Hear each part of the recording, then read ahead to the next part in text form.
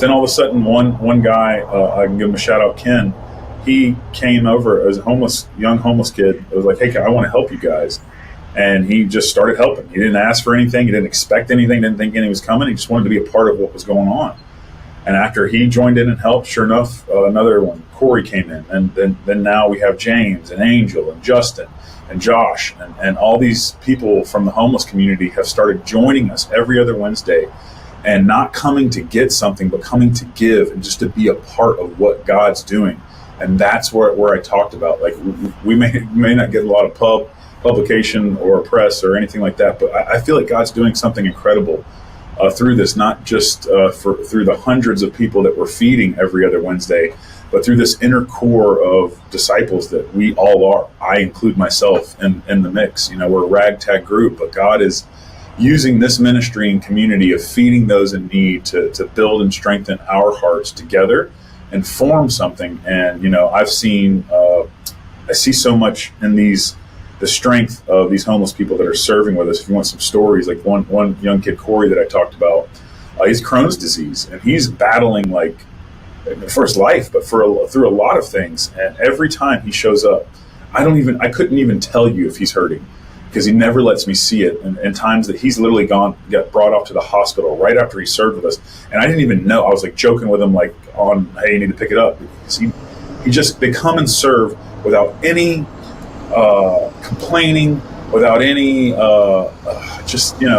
stuff that I would be victim of showing up for work when I go do things, and they humble me. Right. And just to be a part of that and to see the strength that these people have. I never expected that. I thought, we're going out there, I'm going to do my good deed. We're going to go serve our King Jesus by feeding as many people as we can. And then all of a sudden, this inner core developed. And there's something that God's doing that, like, I take zero credit for, because I'm a part of what he's putting through. I just show up every other Wednesday. It's a lot of work. We just got done serving yesterday. I took 0 pictures, which is rare because it was just crazy. We probably served 300 to 400 plates, and it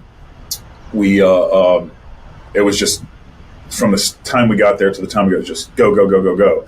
And in those past 2 days, Tuesday getting set up for it, and Wednesday yesterday, I worked 24 hours in the past 48 hours of putting into it. It's a lot that goes into it, but it's so worth it. Like, getting out there and seeing what God's doing and just showing up and watching every time how he's moving in hearts, how he's bringing people in for prayer, and in this community that is wrecked. I cannot, it's destitute.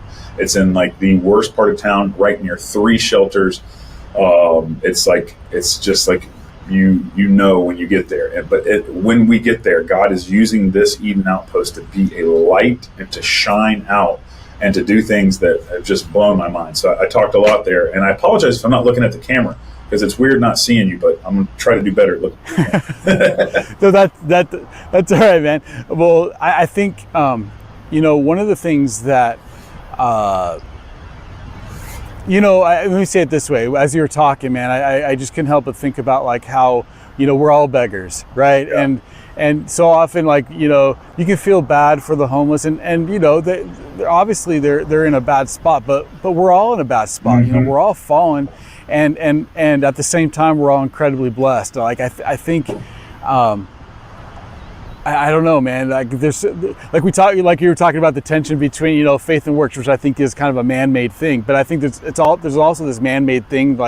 We're all being blessed. We all have the sun, we all have the wind, we all have this nature and this beautiful earth that God has created for us. And then we have each other to help love and support us if we'll allow God to do that. And that's why I'm just really encouraged to see what you're doing, what other people are doing.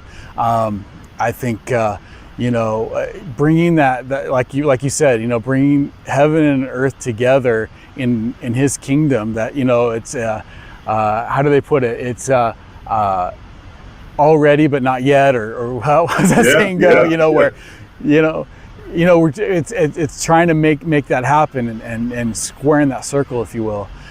So man, how can, other than, because I know any proceeds you get through the channel, anything you do, goes to that work, goes to that ministry.